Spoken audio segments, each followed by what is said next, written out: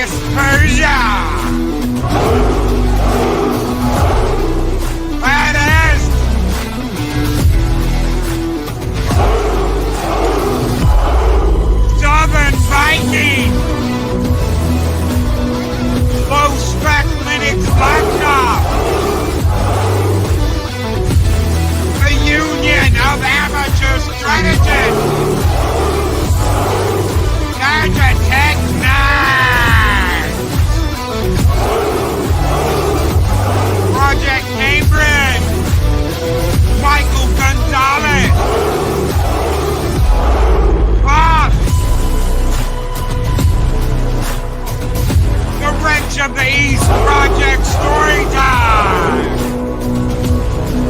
Southern Viking, Marlena's Jasper of Skin. Go and tuck and roll with Nona.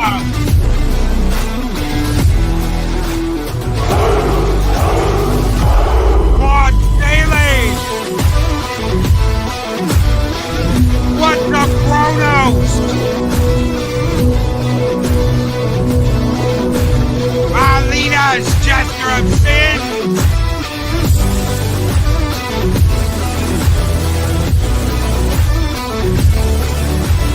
Marketing fraud. Company. Psychodog 9.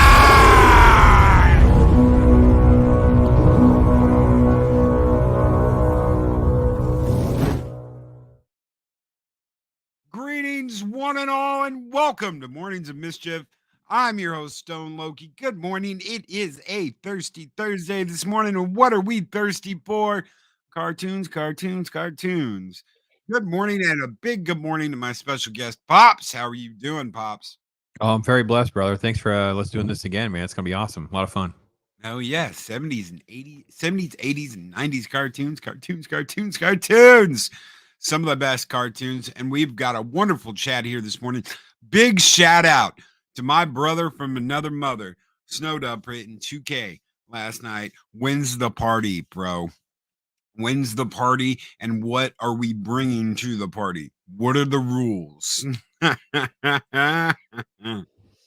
Good morning, everybody. So glad to have you here. Thank you so very much for tuning in. And again, congrats, Snowdub. So let's what got you into this? Because I know that you've been like covering a little here, covering a little there. I mean, me and Klobby do the Batman animated stuff and Superman stuff all the time. But what got you back here? What got you back and want to watch cartoons? I wish I could tell you exactly which shows or sequence of shows I was watching that kind of was like I kept was like my weeks were ending in sort of I don't want to say a Debbie Downer, but I was just like a little lower than I'd want to be, right? It's just too many bad things in a row. And I don't know how it happened other than me finding out it was the 30th anniversary of Batman animated series and X-Men animated series. So I started watching them, and the rule in the house now, of course, is if you're doing stuff like this, is there a way that I can navigate it through content and share with others and enjoy the experience with others? I don't really do live streaming with like live reactions, but so I started doing Saturday morning cartoons because I literally was just obsessed with Saturday morning cartoons as a kid. I was channel flipping. I think before we started, I was telling you, I said I would not only sneak away at the grocery store to go make sure I was reading comic books, but I'd be checking out like a TV guide to find out what was going on. So I could watch as many of these different shows as I possibly could. So that's kind of how it started. Saturday morning cartoons. I do it at 9 and 9:30. I've been rewatching, doing like a reaction video as rewatching them, cold.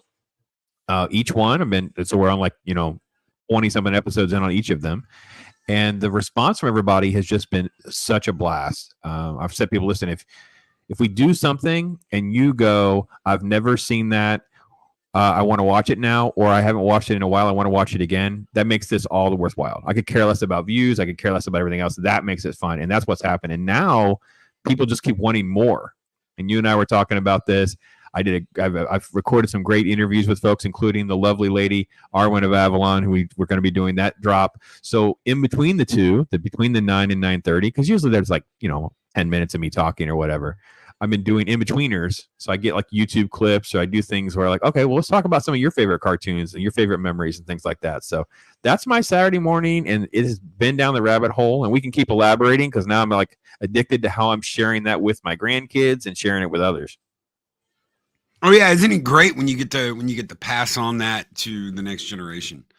That when you get to introduce them to things that they've never seen, never heard of before. I loved getting to do that with Transformers with my girls, getting to do that with Thundercats. They were like Thundercat crazy. They'd be screaming that Thundercats, oh, in the car, and man, they were nuts. They were absolutely nuts. All because they like those cartoons, man. And it's funny how those cartoons had messages. They had this, it's like what you got at the end of Transformers and G.I. Joe, knowing is half the battle, oh, hey, what's up, Roadblock? Hey, I saw you about to talk to that stranger. You shouldn't. Really, Roadblock? Really? You don't know what could happen. Thanks. Well, now you know, and no one's half the battle. G.I. Joe!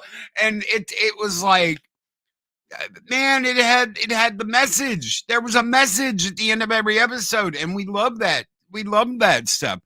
When we got older, we might have made fun of it a little bit, but I mean, it became the thing of memes, but it was still cool as hell.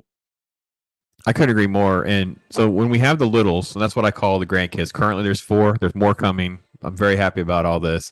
They get up early. So when you're juggling the farm and trying to keep let the people that don't need to go out and work on the farm with the littles, we turned something on. Well, I decided instead of exposing them to something that they want to pick, I was going to pick. And I found YouTubers that have put out like 4 hours of actual morning cartoons. So it includes the commercials, the whole thing, right?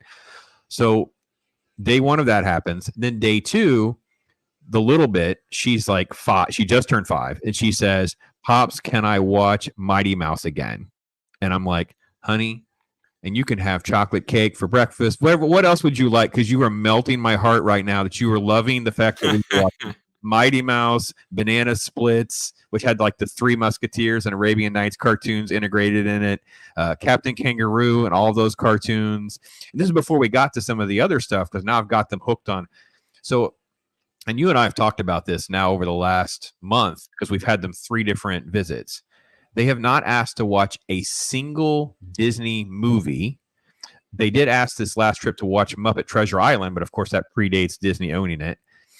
They're asking to watch Wacky Races, Hanna-Barbera stuff, and then of the modern stuff, they're asking for stuff that's been done by Universal and other companies.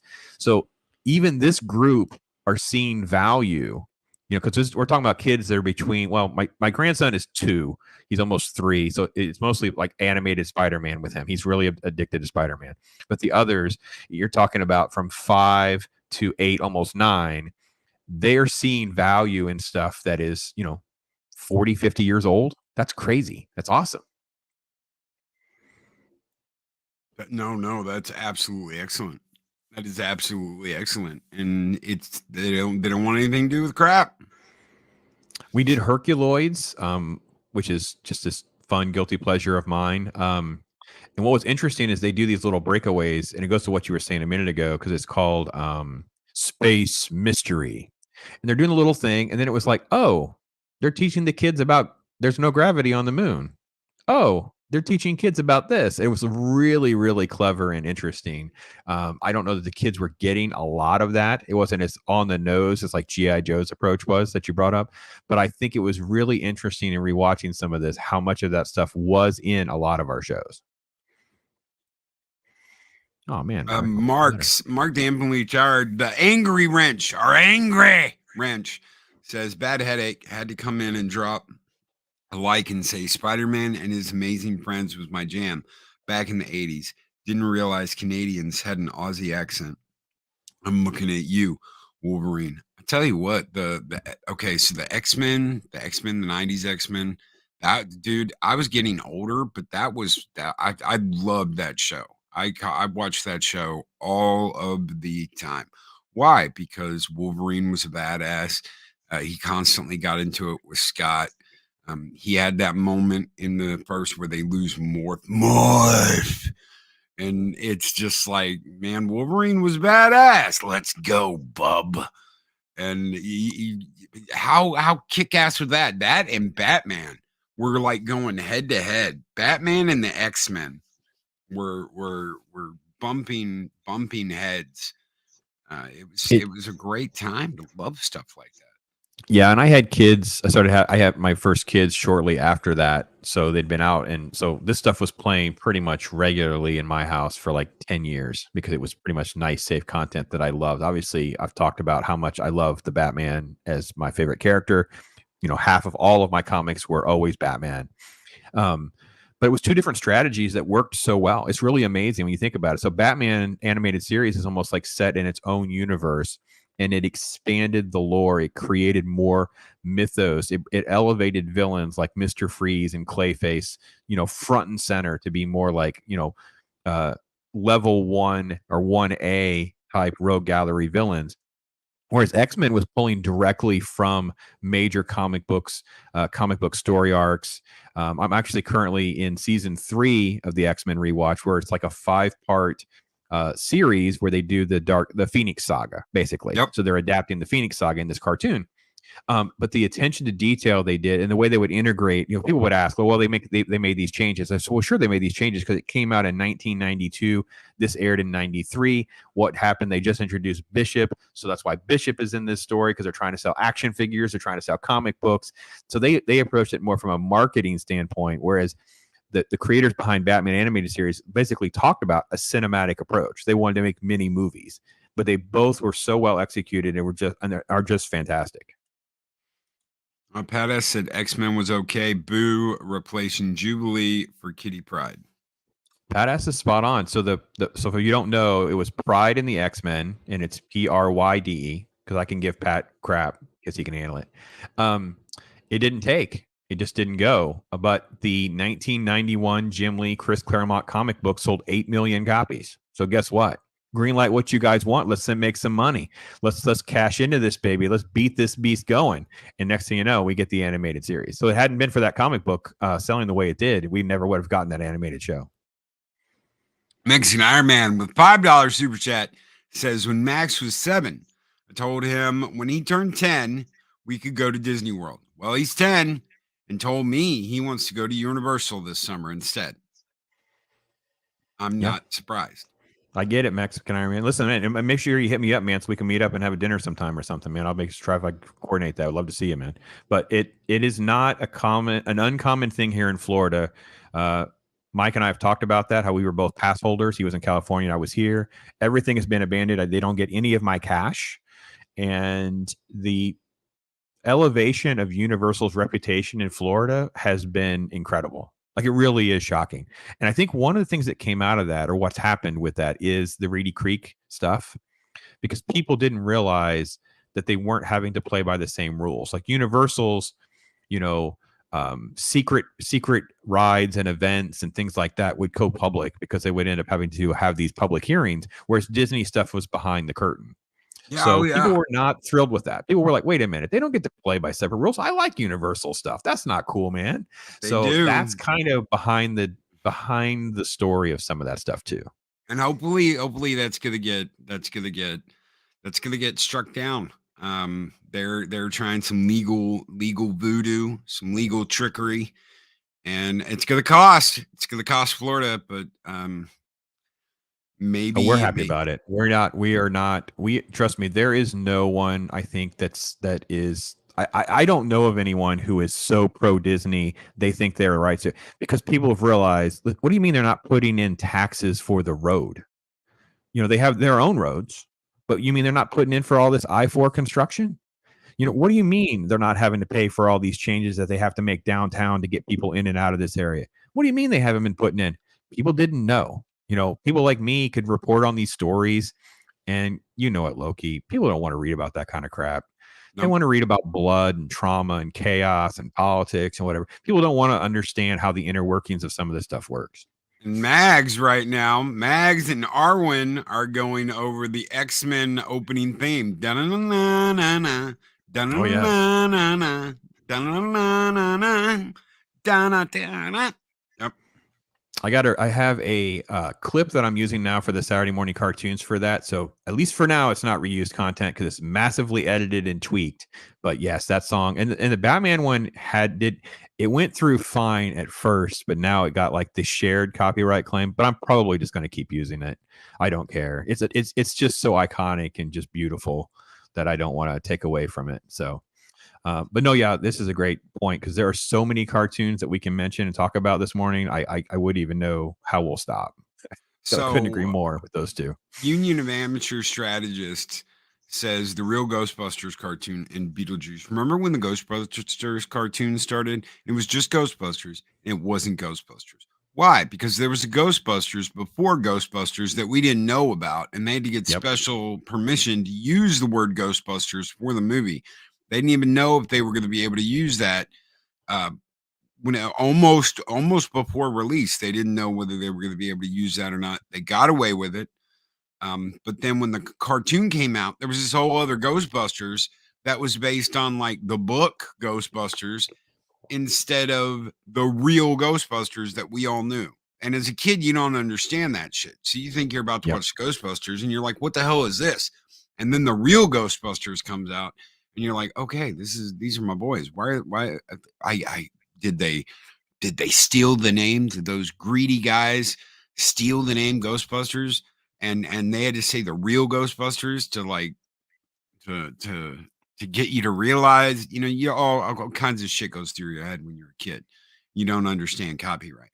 Hell, some people still don't understand how copyright works. Yeah, well, I have to admit, because I'm a little older, so for me, it was interesting watching how all this stuff played out. And I will say, because by the time I was in high school and some of this stuff had kind of played out through into the early 80s, and I got to be honest, even some of the sports stuff that had emerged with Michael Jordan, it brought to light how some of this stuff legally worked, contracts, and some of this stuff would work behind the scenes. So growing up with it, it's like, oh, we kind of understood where some of this stuff was playing out, like why we understood why actors weren't the voices. We understood why, because we had already gone through so much of this, because when we were younger, it kind of like it transformed during my lifetime. It transformed during my youth. So Real Ghostbusters is a great one. Men in Black is a very underrated animated show, by the way. So if you haven't ever watched the animated Men in Black, I thought it also was a very, very good animated show for what it was. I remember this kid that had these things called GoBots. Yeah. Everybody told him cheap ass wannabe Transformers. He used to get so pissed because the other kids would tell him, oh, what, mommy couldn't afford Transformers, so she got you GoBots instead. And I mean, he had like everything. He had the four-legged walker base. He had everything GoBots. He had the Rock Lords, for God's sakes. What is a Rock Lord, Loki? Yeah, a Rock Lord is a rock that transforms into a robot. I don't know what the hell they were thinking when they did it, but it's a rock that transforms into a GoBot, a robot, whatever. And those first Transformers, I mean, there was the metal ones, and then even some of the earlier ones, they were way more expensive and complicated than the GoBots were. So there really is legitimacy of like economics that factor in this. Because for us, I don't even know, because I was a little older when it was happening, so I could get away with at least asking for one for a birthday and Christmas. So between me and my brother and then a cousin that I had, we were able to like each have like, between us, we had an Optimus Prime and a Megatron, and we had a Soundwave. We had different ones, but we didn't have, each individual kid didn't have their own set of 3 or 4 of them. There's no way that we were going to get that with all the other toys that we wanted to, because this is such a behind the scenes of obviously the animation boom that we're talking about is also the toy boom. So each one of these things have these amazing toys that we all wanted as well. And I see a lot of love for Voltron. Oh yeah, Battle of the Planets, Voltron, yeah, all that stuff. And then, of course, yeah. And I see Southern Viking bringing up Thundar. Yeah, Arwen and I discussed that during her cartoon clip. Is Herculoids and Thundar the Barbarian, the gateway drugs for kids on sci-fi and fantasy in some ways. It's really, really good. And we had no idea, like, this stuff coming over from Japan, Transformers. Okay, so I mean, guess what? Big surprise out of the box here. Yeah, Prime dies. His name wasn't Prime. His name was Convoy. But guess what? He doesn't die in the movie. He dies in like the beginning of season 2. So there's a scene where Convoy is up on this hill and his little rover goes in to check stuff out, and the mine that Prime is parked out in explodes. You actually see that in the Transformers, but Prime's alive and he drives off without his cab, and one of the other Transformers hauls his cab away. Well, they haul his cab away, but that's because Optimus Prime dies. He dies right there at the end of that scene in the Japanese one, in the Japanese version. And they were like, well, that's way too violent for kids to see in the American version. So we're going to change that. And he's not going to die. And we'll just have him. We'll have him there. We'll do scenes from other scenes. And they chopped a whole bunch of stuff up, and they kept up to Miss Prime in the show for a couple more years until the movie when they kill him. Why do they kill him? Why do we have this murder spree in Transformers the movie? All these toys were being built by hand in Japan. Huh, Loki? Yeah, all of these toys were being built by hand in Japan. Well, Loki, is that why my Megatron broke the first time I tried to pull a leg out? Yes, that is why those joints broke, because they were very delicate. They weren't like kids' toys in Japan. These were like adult toys. These are what the late teens, early 20s people were collecting. They were never meant to be transformed by little kids, but these toys were being built by hand in Japan. And when they decided, listen, we're gonna do our, Hasbro was like, we're gonna do our own line here in the States. They made the movies so they could just make the toy line, and that's why Gen 2 is so easy to transform. It's not difficult at all, because they took hold of the toy line here in the States and said, well, we'll just make them really simple, and we'll make them out of plastic, and it'll be a lot cheaper than what they're doing by hand in Japan. And we can sell them for a lot less, and we can sell more of them. So literally, Transformers the movie was a way to purge the entire toy line and reset it. Yeah, resetting was that's a great word choice for it, because it really kind of, let's just do something that we can justify the repackaging and rebranding and marketing for this to move forward. Yeah. And Voltron did something very similar. Yeah, very similar. Yeah. Everybody remembers Sven. He was there before the princess took over the Blue Lion. Guess what? Sven died in Japan. Sven was killed. They send Sven off to Earth in Voltron, right? Well, guess what? Earth was completely destroyed in the Japanese version in Go Lion. Earth was completely destroyed. It was wiped out. And the space explorers got caught by the people that did it, which was Zarkon, but he wasn't called Zarkon. He's called something else. I can't remember his name off the top of my head, but he was an emperor of another galaxy, and they get taken off to that galaxy and escape. And that's when they land on the planet with the Voltron lions, and they're like destined. So they were destined to end up there, a falling star, and blah blah blah blah blah. And there's a whole different storyline. Voltron is evil at the beginning. He's like a death machine. No one knows who created him. No one knows where he comes from, but he was like a death machine, just killing everything. And this goddess says, you know, you need to stop. It's not all about the killing.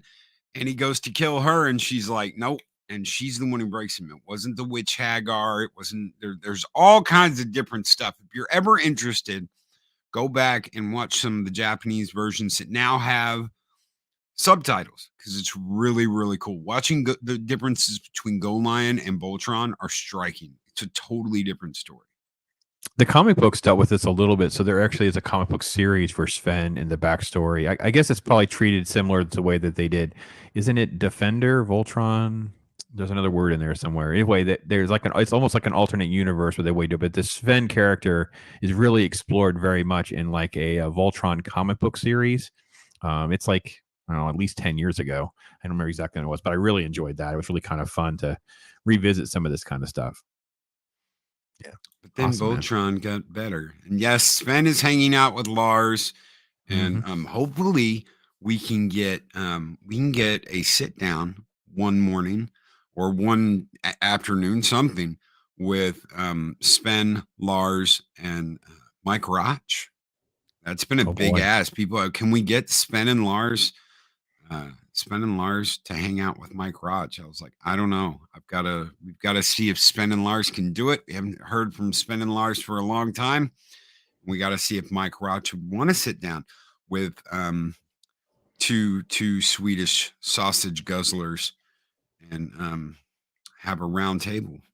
We'll see. I don't know. Point of order, I own Japanese mecha model kits. Were more durable. I had original Gundam and Macross models from the Not Revell models, transformable after assembly. If you're old enough and mature enough to handle it, yes, I agree with that.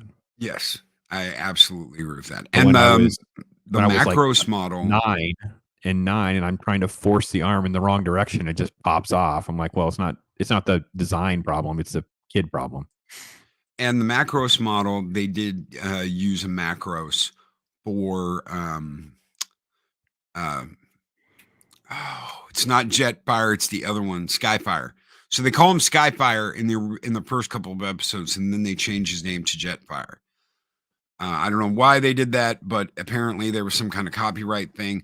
But the toy they used is the original Macross model for Skyfire. So they didn't get permission to do that either. So they just slapped some Autobot stickers on it and went to town. There was a big lawsuit in Japan over that.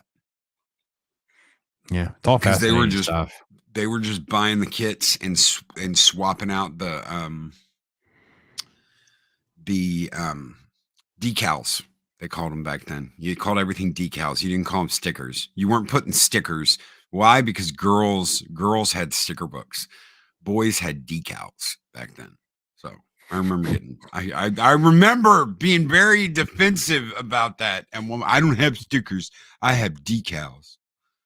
That's what they were called if you were doing like the plastic model kits. Like if you were building little cars and stuff like that, those were decals. Those were not stickers. So yeah. And Chris Burge had a great comment about smashing that like button to show some love for classic cartoons. It's fantastic. Oh yes, thank you guys so very much. We got 40 people here. Thank you guys so very much for being here. Indeed, please smash that like button. Your love of cartoons. I don't normally do a show like this, but every once in a while I like to talk good stuff like this. It has really just been refreshing to just suck up on a whole bunch of there's not a reason to let yourself get consumed by all of the garbage because there's so much good stuff to enjoy. Like I don't even know what to say. Like Batman animated series is just phenomenal. It's so next level with the detail and the music and the animation and just everything about the voice cast, of course, is just incredible. Obviously, R.I.P. Kevin Conroy, but it is, and now Michael Reeves, by the way, the one of the key writers in that show. But when you go back even further and you're looking at like Hanna-Barbera stuff and things like that, it's just so much fun. I can't believe how entertaining it is to watch, not even my own children, but now it's like their children laughing and having fun and wanting to enjoy all these different characters that are from, the 1970s and 80s. It's just, that is really, really something that is underrated. If something can have that kind of legacy, to me, it's really not something I wouldn't have banked on these kids literally asking me, Pops, I want to watch Wacky Races. I'm like, okay. Because you have to understand my library is, I'm not going to pretend to be like 24/7 where I should open a video store, but it's a pretty nice library, especially for kid content. And no, they want to watch Wacky Races. That's crazy. One of the things I wish I still had, which I don't, I wish I did, there were these VHS tapes. And there was a show on Saturdays called Captain Power. Captain Power and the Soldiers of the Future, Earth 2147. The legacy of the Metal Wars, when man fought machines and machines won. Biodreads, monstrous creations that hunt down human survivors and digitize them. They're on YouTube, my friend. They're on YouTube. I know, but I had the VHS tapes of the gun battles. So my dad, for that Christmas, got us both gun. We got the Captain Power plain gun, which is the white one, the white and blue one, the one that could go Mach 5. And then we got the Dread one, the black and red one, that the flying mech guy, the android would fly. So we had both of those. They had these 5 cassettes. I think there were 5 of them. I'm pretty sure there were 5 of them that were animated gun battles, and they were so freaking beautiful. Holy shit.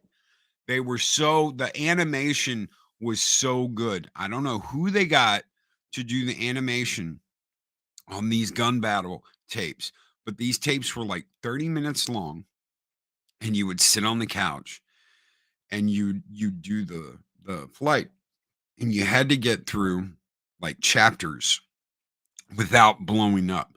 So you'd get through the first chapter and you'd reset your gun, but you'd tally up the points. And if you got killed, you were out for the rest of that chapter.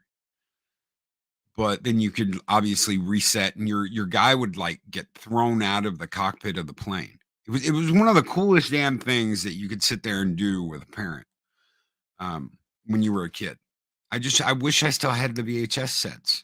I wish I still had the VHS tapes, because they were anime and they were beautiful. They were really beautiful. Not that I even have a VHS player to play them in anymore. It's just they look so good, and they got rid of those so fast. They were selling them in the dollar store because most stores wouldn't carry them because adults considered the show too violent.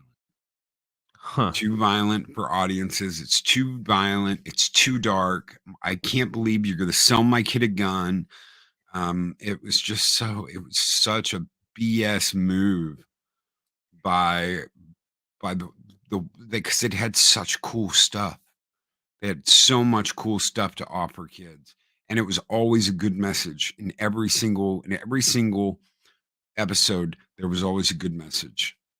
And the laser tag cartoon too, Shockwave. Anything with guns, and they just didn't want you to have it. You couldn't go to Walmart and get the laser tag stuff. You had to go to like one of the dollar stores or something. They were the most expensive things at the dollar store. It was nuts. You couldn't get them in Target, Walmart, none of that. Maybe like Macy's or something where nobody expected to find one. But most of the big brand stores wouldn't have them because the parents were going nuts about it. We don't want our kids shooting each other. It doesn't matter whether it's with lasers or not. Yeah, there was obviously this whole back and forth that went on kind of on and off again through my childhood about that kind of stuff. When I was really little, we had cap guns, right? So it was actual cap guns, and then it become like little plastic pellets that literally would hurt you. And then you kind of go through phases where we went into more science fiction-y stuff, and there were bans on, everybody knows about like Battlestar Galactica's Viper, things like that. And you kind of go through these phases where no, it become more like GI Joe stuff. It's like, well, can we have like, big versions of this? And people were freaking out like, no, you can't have those. I don't want my kids having this kind of. I'm like, oh geez. So there was definitely back and forth. So yeah, fun stuff. Yeah, Captain Powers. That's an OG reference, man. I haven't thought about. I don't even know if we had. I know I had a friend who had that stuff, but it's a very vague memory, to be honest. So yeah, tons of more great examples in chat, man. Just so many. Mark brings up Dungeons and Dragons. Oh, guys, listen. So here's a gateway drug. The girls, of course, are little girls, and they're obsessed with unicorns. So Pops put on D&D. It isn't Uni the cutest. Next thing you know, they're watching D&D and the dragons and stuff, and it was awesome. Yes, I have a couple episodes of that. I don't have that whole series. I have pieces of things. I almost got it at Walmart, and I'm really pissed at myself that I didn't get it because I haven't seen it again. Yeah. June Wong with $2 super chat says my favorite is Starcom. I love my Star Max bomber. Oh. I hear you. And there was a lot of stuff that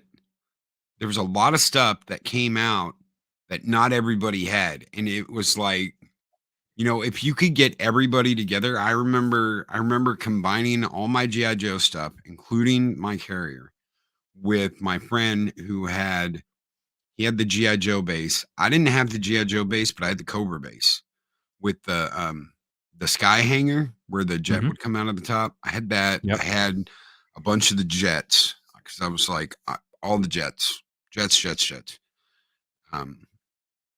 I had a lot of the ground vehicles, but I didn't have everything, and I didn't have any of the Tiger Core stuff, and he had a lot of the Tiger stuff.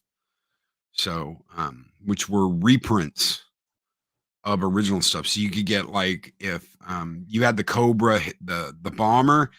Guess what? G.I. Joe got a tiger striped one that was the exact same toy. It just had a different skin on it. Guess what? G.I. Joe's got a his tank. It had a tiger stripe paint job on it, but it was a his tank. So I didn't have a lot of that stuff. I didn't get like second version where they swapped to G.I. Joe or where the Cobra got their stuff or whatever.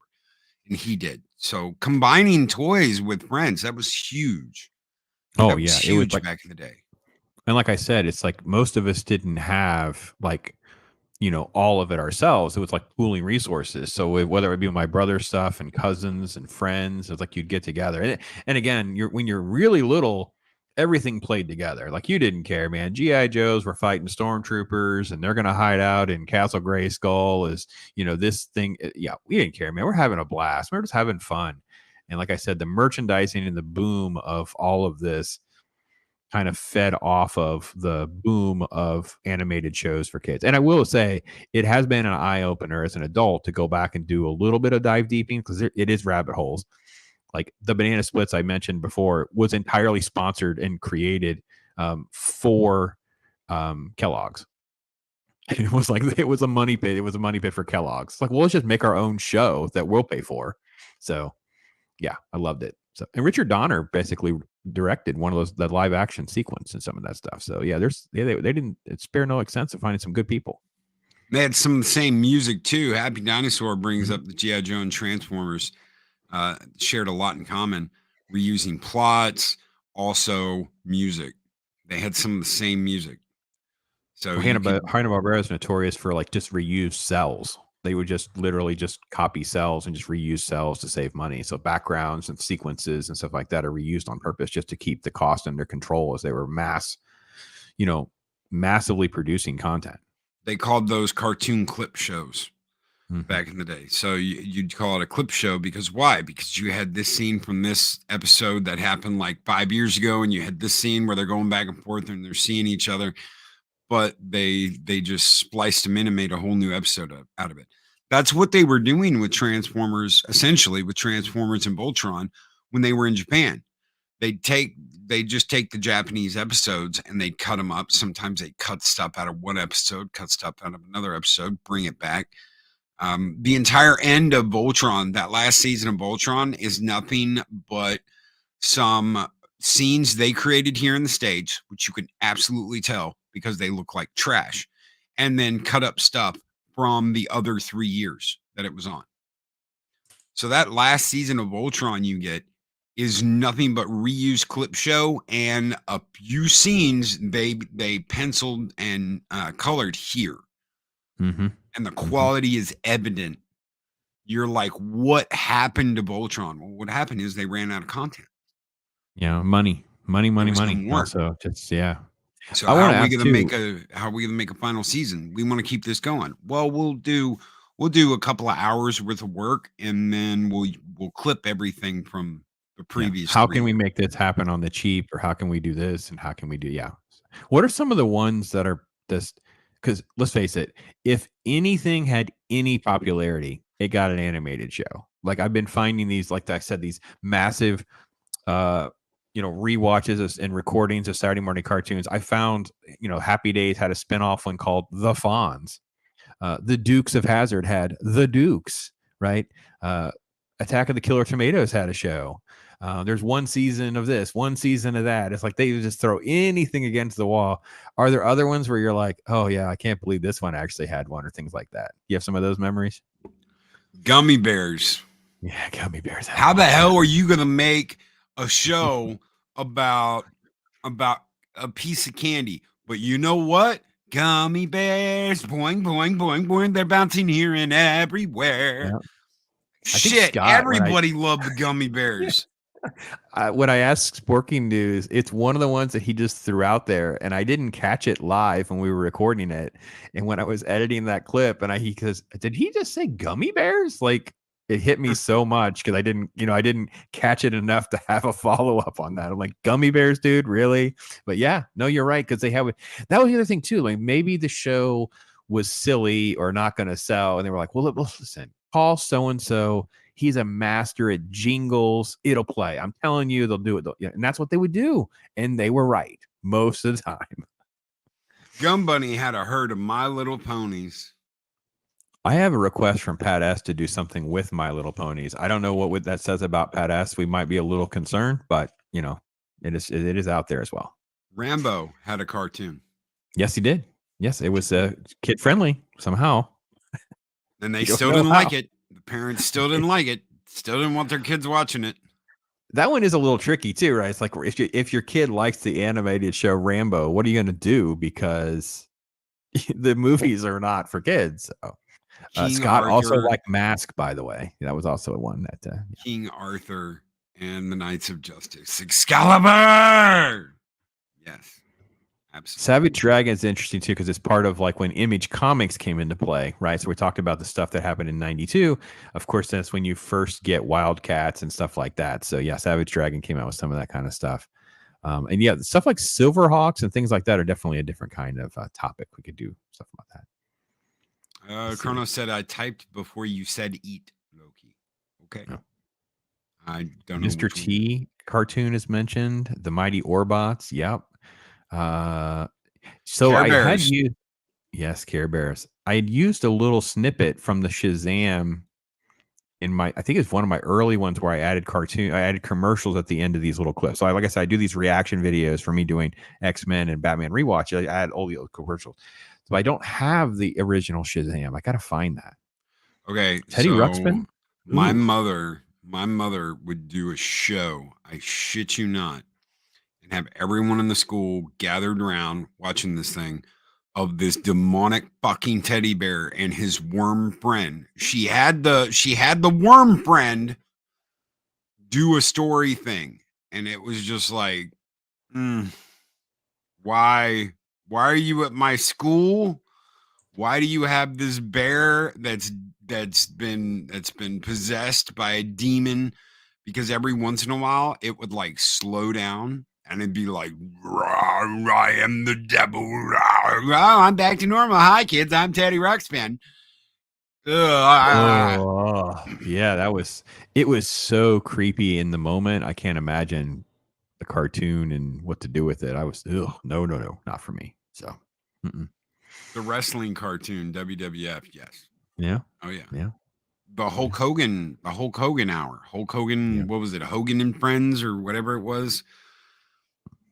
Yeah. Yeah, No. you're making me laugh because I just did one, and it was funny how they marketed it too, because it was so intertwined. I didn't know exactly what I was watching, and it was Pac-Man is the top billing with like Little Rascals and something else, and I was like, how did Pac-Man was so big for its time? They thought that cartoon, when the legacy of Little Rascals and things like that have lived on for decades. But yeah, Pac-Man, it was a Pac-Man hour. Yeah, it's crazy. And you know what? It's funny. People wonder why we as adults are into all this cool stuff. Like, I mean, someone mentioned Mortal Kombat. Mhm. There's a really good Scorpion Mortal Kombat movie, an animated movie that came out where he's just like, I mean, he's shredding everyone, and you're like, yeah, why can't we get a Mortal Kombat movie like this?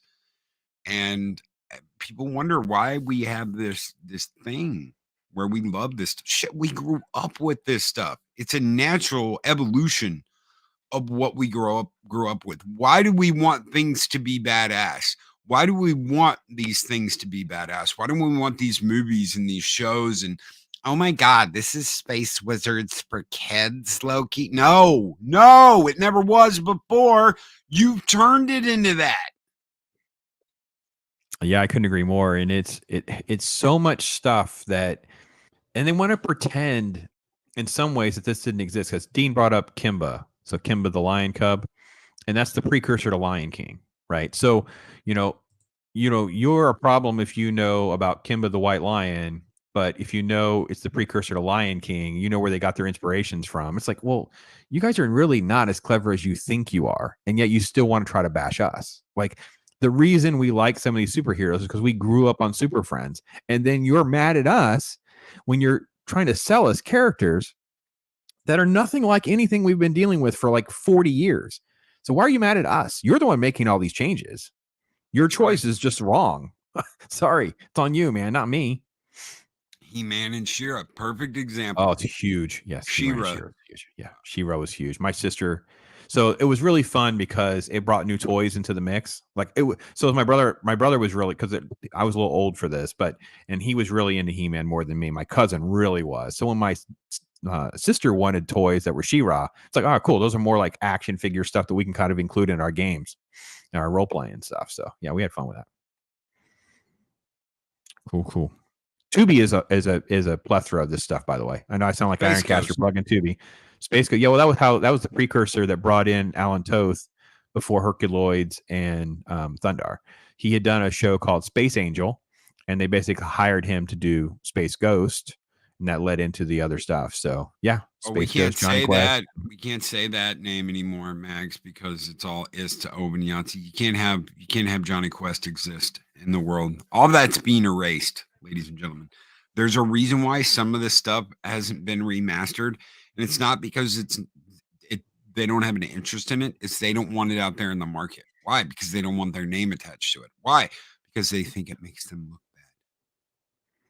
That makes me think about, because I need an intro for my Saturday morning cartoons. I need some sort of like generic type intro or something like that. I'd love to get one that was like a montage of all the stuff that's inappropriate.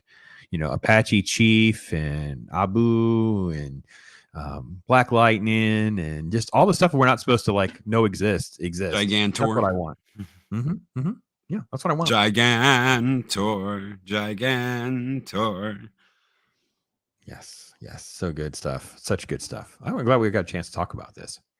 Ted Knight doing the roll call of the Justice League and the Legion of Doom. I drive Mary absolutely insane when the gaming group plays the DC deck builder. Oh, I can imagine the Legion of Doom. Dun, dun, dun, dun, dun, dun, dun, dun, dun. So I've got this DC collection on vinyl that has all of the old. I mean, going back to like the radio stuff where it was just on radio before TV was the thing. Yeah, I've got radio programs for DC. I've got the Super Friends, Justice League. Wonder Woman, Superman, Flash, all this, it's like the DC mega block of music on vinyl. And absolutely great. And stuff just goes back so far. Like, there's no end to being able to do this type of content. I would love to see more people. I know Abomination AJ and Left Eye Ego do a Saturday morning show. They talk a lot about animation as well. So I'd love to see more folks kind of talking about this kind of stuff because there's so much value in this. And if we could get folks to embrace some of these older things and find value in it, then it will kind of work itself through the system and the expectations will be higher. People will raise their bar of expectations because they will know what good stuff is. Right. So, yes. And I know Michael brought up a good point about the animation for Space Angel that I brought up was not very good. Well, dude, he did this for like nickels. Like this dude is doing this stuff. And of course, it's so primitive. And yeah, Kronos, there was Ewoks cartoon. Yes. Yes. That deserves mockery, which is fun, by the way. And two Ewoks movies. Two Ewok TV movies. The kids did watch a Star Wars Droids episode. They watched that and they were kind of glued to it. It was really bad. It was really poorly executed, but they had a good time with it, which is fine. I'll take it. Yeah, they watch Droids. Yeah, I'll take it. If it's OG Star Wars, I'll take it because they'll learn what good stuff is. I was really pissed at that second Ewok movie. I was pissed. I liked the first one. The whatever Journey or Caravan of Courage. I liked that one. The second one that I was like, everybody dies except for the girl, and then they leave on like a version of the Millennium Falcon. And I was just like, no, whatever. There was thing about the first show was the Into Some in Trouble again. I was just going to address it. Yes, there is a Back to the Future animated show, and there is also a Karate Kid show, which I now have an episode of, which made me think of you. Because I know how much you love Karate Kid, and I laughed. It was hysterical, and Little Bit loved it. She was glued watching the show, and I was like, "This is terrible." My wife's like, "If she's happy, isn't that what you want?" I'm like, "I am very happy that she's happy." Yes. The Karate Kid cartoon. That's where all of the Karate Kid action figures came from back in the day. That had they had a little button, and you could get like Karate Chop. Mr. Miyagi, you could get Karate Kick, Daniel-san. It depended on what figure you got, what they did. So they could do different stuff. Do the crane kick. Yes. But that's why we got the Karate Kid action figures. I remember having the Okinawa action figure set for Karate Kid. So Daniel-san was in the like stuff from Karate Kid 2. Mm-hmm. They were all in their Karate Kid 2 gear. And that was the place that I had. Those were cheap. You could get those on the cheap quick because nobody wanted them. Yeah, very cool. And Dean is bringing up a very good point too, like the Sid and Marty Krofft stuff, because they would do the cartoons and then it would gradually drift into stuff that was live action. So we would have, Sigmund and the Sea Monster and Land of the Lost and, those kinds of shows. And as a kid, it was like you were transitioning into like the real life again, I guess. And, and Ara and I were talking about this. Saturday morning cartoons was like one of the few times where you would get your butt out of bed early. You wouldn't get up for school, but you would get up for Saturday morning cartoons. And you were somehow allowed to be in front of the TV pretty much all day. Because I remember there were Saturdays where we'd watch cartoons. You're watching like Sid and Marty Krofft. You might take a break and you might go outside and play for a minute, but you had to be back inside because you had on one channel, you might have Saturday afternoon baseball, or you had like the horror shows would come on, like the creature shows and things like that would start playing in the afternoons. So you would basically spend hours in front of televisions on the weekends, and they wonder why we're addicted to this stuff. Are you kidding me? And you wonder why I'm fat? You know how many cereal freaking commercials there are in these things? Holy cow, it's amount. We could do an hour stream of just showing cereal commercials. Union of Amateur Strategists says, how about the Nintendo cartoons? Simon was such a dick. You go back and you watch those and you're like, why is Simon Belmont such a dick? But he was the end kid. The end kid was cool, but Simon was such a dick. You're like, why did they decide to make the Castlevania Belmont guy such a prick? He didn't want to work with the end kid. So I really remember Nintendo the cartoons. Donkey Kong one and some of the Super Mario stuff. I don't know that I remember. I mean, this is all like before Pokemon, right? So we're going like more OG stuff. This was Captain N. Changer. This was Captain N. Yeah. N, Okay. the Game Yeah. Master. Yeah. Meaning Captain Nintendo. Yeah. But I remember Q*bert and Donkey Kong shows and all that kind of stuff. So yeah. Pink Panther. Pink Panther. Oh, Pink Panther. And I actually have the set for the Aardvark and the Ant. I don't know if you remember Aardvark and the Ant, the blue Aardvark and the Ant. Oh my gosh, it's so funny. So we didn't even really get into like Looney Tunes or any Turtles, Looney Tunes. We scratched the surface of Hanna-Barbera because it runs wide and deep. This is why it's so good. I was like I said, I'm down the rabbit hole because when you start to look at the lineups for some of these Saturday shows, sure, there are some that are like, oh, it's not for me. But then you end up finding all of these things that you haven't thought about in years. Like this is like, I don't know. It's uncharted territory in the sense of because we're trying to enjoy other content, we're neglecting like where some of our roots are. And that's what I've enjoyed going back to and why I've been obsessively talking about this so much, which is probably driving some people crazy, I'm sure. But Whitechapel says Alf had his own animated TV show. He did indeed. And I watched it. And guess what? So did Mexican Iron Man. Don't let him fool you. Don't let him fool you. I've heard it from Mamacita Iron Man herself, Mama Iron Man. She said, oh, mijo, you loved Alf. He's like, no, I didn't. And you're like, aha. Don't let Mikey fool you. He loved it too. He might have done one of the voices. We can neither confirm or deny that. June Wong with the $2 super chat says Jason the Wheeled Warriors. Awesome. Oh, wow. Song. Yeah, that's a reference. Wow, that's man, that show and forever. Man, yeah. And I was rewatching Battle of the Planets and G-Force type stuff, Gotcha Man stuff, and it was just I was loving it. You know, Star Blazers. Oh, those were every days for me. I loved all that kind of stuff. Yeah. Michael Gonzalez says last good Saturday morning cartoon was Santa Bugito on CBS 1995, 1996. Insects in a Tex-Mex desert town. You would love it if you are Latino or Texan. I never heard of it, so I have to check it out. I have no idea what that is, actually. Yeah. I've lived in Texas the majority of my life. So I'll definitely check it out. The holy trinity as a kid for Mexican Iron Man was television, Benta, and Alf. Yes. That's so true. That should be a shirt. Why is that not a shirt? Why is there not a picture of those three things? That would, yeah, that works. Mm-hmm.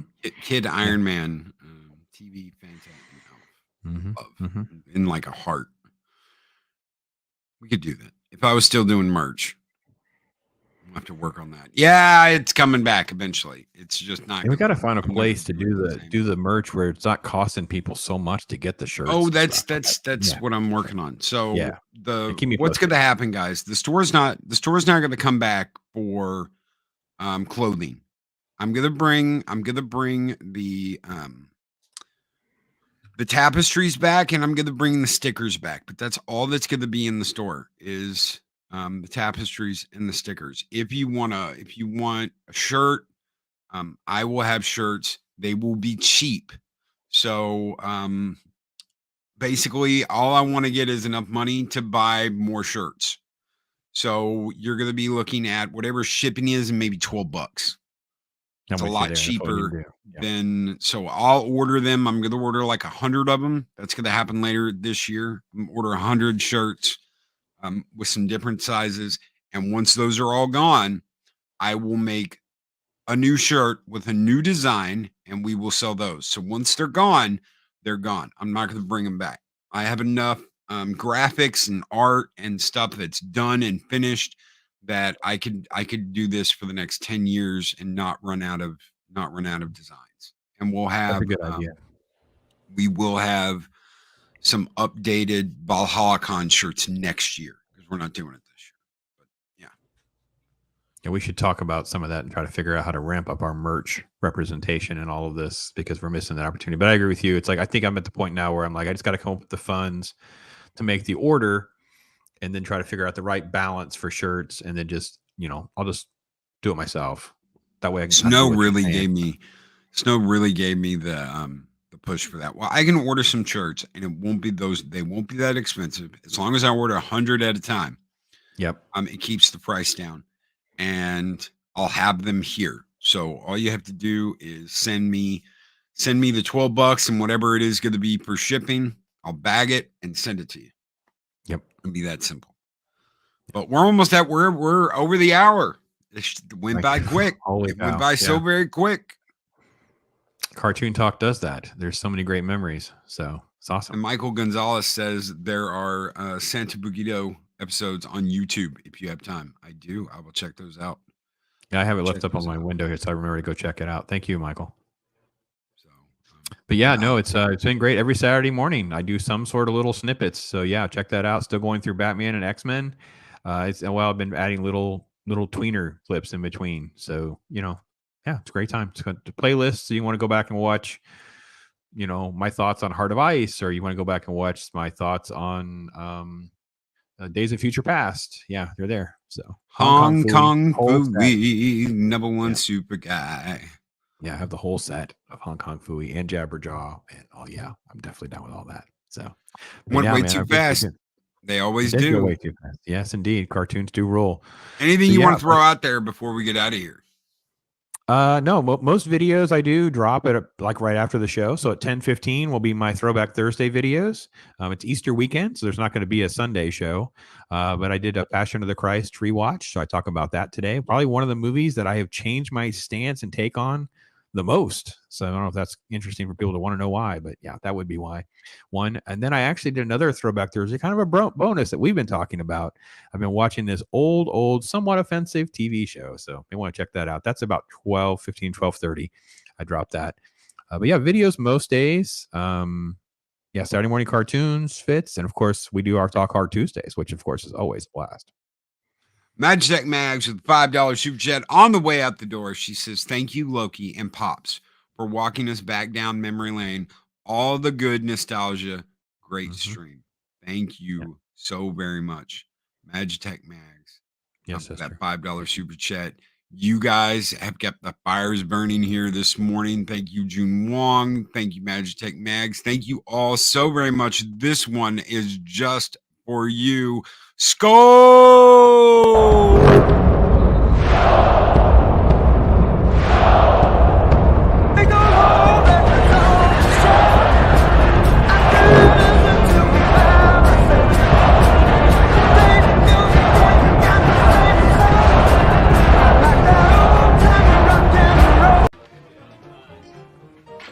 You're a very funny man, senor. You're a very funny man, senor. And no, my life is not that important that I can't spend an extra hour doing this. However, I like people to come back for the rest of the week. So we go 1 hour, sometimes a little over. Hell, sometimes on Fridays, we go almost 2 hours talking about Star Trek, Kronos. So come by and see us then. But we are out of here. We will be back tonight with Adega Outlaw, where we're going to be going over the final suspects of the Jack the Ripper murders, and some theories of some people that aren't mentioned in these suspects. Until then, guys, take care. Be excellent to each other. Always speak friend and or don't listen to Kronos.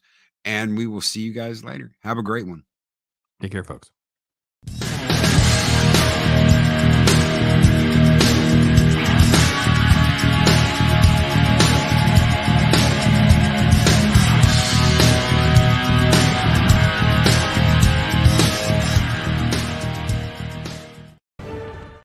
I see you, Lady Mist. Have a great one. These videos are tremendous. Like, comment, and subscribe, and hammer that notification.